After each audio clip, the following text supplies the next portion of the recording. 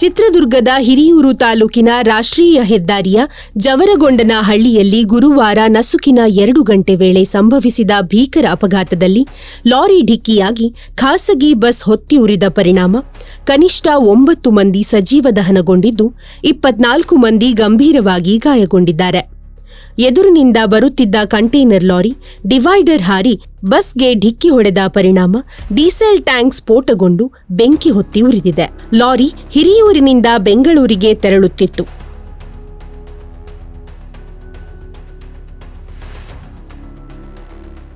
ಎರಡು ಗಂಟೆ ಹಂಗೆ ಈ ಘಟನೆ ನಡೆಯುತ್ತೆ. ನಾವು ಬ್ಯಾಂಗ್ಳೂರಿಂದ ದಾಂಡೇಲಿಗೆ ಸ್ಕೂಲ್ ಟ್ರಿಪ್ ಹೋಗ್ತಾ ಇದ್ದೀವಿ. ಅಲ್ಲಿಂದ ಈ ಆಪೋಸಿಟ್ ಇಂದ ಬರ್ತಕ್ಕಂಥ ಲಾರಿ ನನ್ನ ಗಾಡಿನ ಓವರ್ಟೇಕ್ ಮಾಡ್ಕೊಂಡು Seabird bus sleeper coach bus ಒಂದು ಬರುತ್ತೆ. ಸೊ ಆಪೋಸಿಟ್ ಇಂದ ಬಂದಿರೋ ಲಾರಿ ಬಂದು ಈ ಬಸ್ಗೆ ಈ ಕಡೆ ನಮ್ಮ ಆಪೋಸಿಟಿಗೆ ಬಂದು ಗುದಿಯುತ್ತೆ.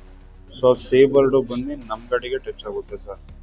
ಅದಾದ್ಮೇಲೆ ಸೀದಾ 2 ಬೆಂಕಿ ಅವಘಡ ಸ್ಟಾರ್ಟ್ ಆಗುತ್ತೆ ಸರ್. ಅಲ್ಲಿಂದ ಬ್ಯಾಂಗ್ಳೂರಿಂದ ದಾಂಡೇಲಿಗೆ ಸ್ಕೂಲ್ ಟ್ರಿಪ್ ಸರ್. ಸೊ ಅದು ಚಿತ್ರದುರ್ಗ ರೋಡಿಂದ ಬ್ಯಾಂಗ್ಳೂರ್ಗೆ ಹೋಗ್ತಾ ಇದ್ದಿದ್ದು. ಸೊ ನಮ್ ಕಡೆ ಬಂದಿರೋದು ಅದು.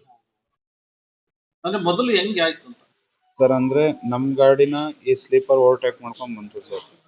ಸೊ ಆಪೋಸಿಟ್ ಇಂದ ಬರ್ತಾರ ಗಾಡಿ ಡಿವೈಡರ್ ಜಂಪ್ ಮಾಡಿ ಲಾರಿ ಬಂದು ಈ ಸ್ಲೀಪರ್ಗೆ ಹೊಡ್ತಿದ್ವಿ ಸರ್. ಅಂತಂದ್ರೆ ಡೀಸೆಲ್ ಟ್ಯಾಂಕಿಗೆ ಸರ್ ಅದು ಲಾರಿ ಬಂದು ಗುದ್ದಿದ್ದು. ಡೀಸೆಲ್ ಲೀಕ್ ಆಗಿ ಸ್ಪಾರ್ಕ್ ಆಗಿರ್ಬೋದು ಅಂತ ಗೆಸ್ಸು ಸರ್.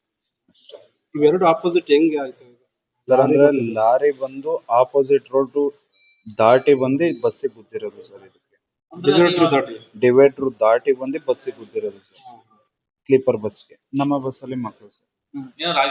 ಯಾರಿಗೂ ಏನು ಏಟಾಗಿಲ್ಲ ಸರ್. ನನಗೆ ಗ್ಲಾಸ್ ಅದೇ ಆ ಬಸ್ ಗುದ್ದಿದ ಇದರಲ್ಲಿ ಗ್ಲಾಸ್ ಒಂಚೂರು ನನಗೆ ಗೆಡ್ಡೆ ಏಟಾಗಿದೆ. ಇನ್ಯಾರಿಗೂ ಏನು ಆಗಿಲ್ಲ.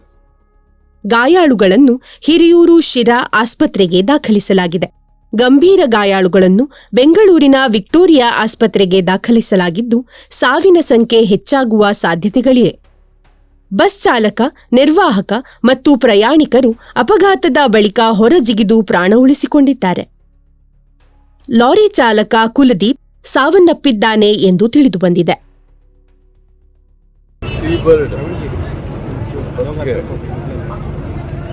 ಜವರಗೊಂಡನಹಳ್ಳಿ ಬಳಿ ಎದುರುಗಡೆಯಿಂದ ಬರ್ತಾ ಇದ್ದಂತ ಒಂದು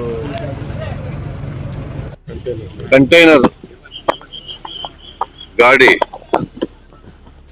ಅದು ಡಿವೈಡರ್ನ ಹತ್ತಿ ನೇರವಾಗಿ ಡಿಕ್ಕಿಯನ್ನು ಹೊಡೆದಿದೆ ರಭಸದಲ್ಲಿ.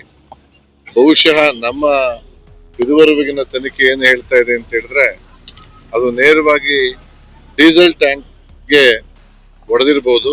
ಡೀಸೆಲ್ ಟ್ಯಾಂಕ್ ಲೀಕ್ ಆಗಿ ನಂತರ ಬೆಂಕಿ ಉಂಟಾಗಿ ಈ ಬೆಂಕಿಯ ಜ್ವಾಲೆಯಿಂದ ಒಳಗಡೆಯಿಂದ ಕೆಲವರು ಪ್ಯಾಸೆಂಜರ್ ತಪ್ಪಿಸ್ಕೊಂಡಿದ್ದಾರೆ. ಆದರೆ ಗಾರ್ಡನ್ ನಿದ್ದೆಯಲ್ಲಿದ್ದವರು ಈಗಿನ ಪ್ರಕಾರ ಸುಮಾರು 8 ಜನ ಒಳಗಡೆ ಸಿಕ್ಕಿ ಹಾಕೊಂಡು ದುರಾದೃಷ್ಟವಶಾತ್ ತೀರು ಹೋಗಿದ್ದಾರೆ.